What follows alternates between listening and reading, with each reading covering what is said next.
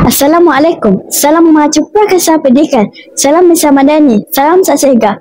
Saya Nuzara Azina binti Azman, Wartawan TV Sukses. Pada hari ini, 14 hingga 18 Disember 2025, SK Sarjana mengadakan program Minggu Pusat Sumber Sekolah dan kempen galakan membaca. Mari kita saksikan liputan menarik program Minggu Pusat Sumber Sekolah. Diminta semua barisan pentadbir untuk berada bersama-sama dengan Tuan Guru Besar Pelancaran.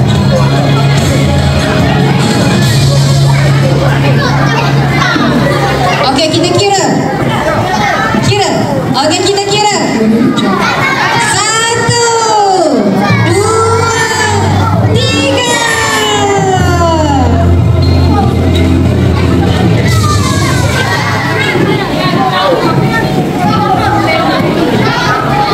Nasibnya belon tu tak terbang. Kita tengok. Wah. Okey, sangkut pula dah. Panjang sangat.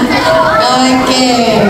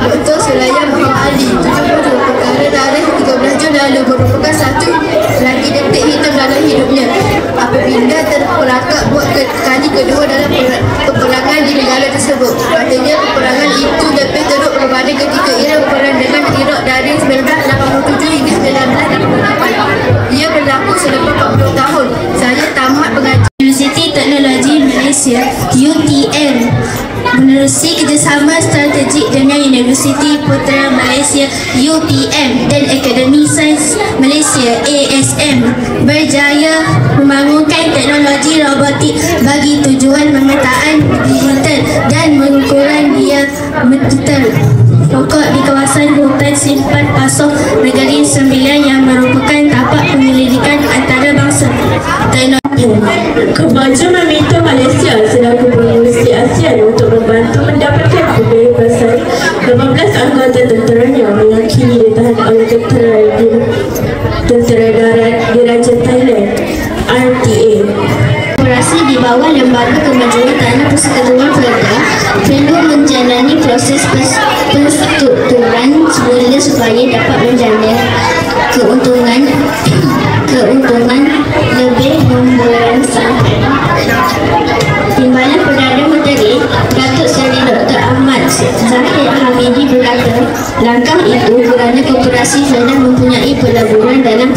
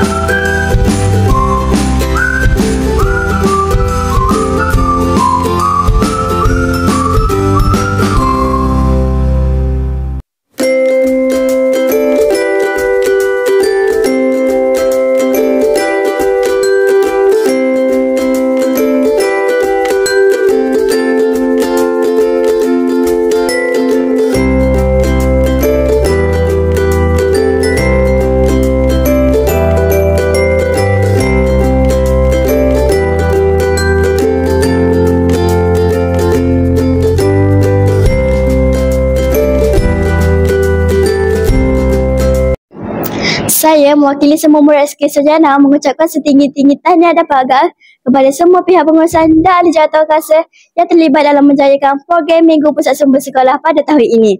Sekian, saya Nuzara Azina binti Azman melaporkan untuk TV Sukses.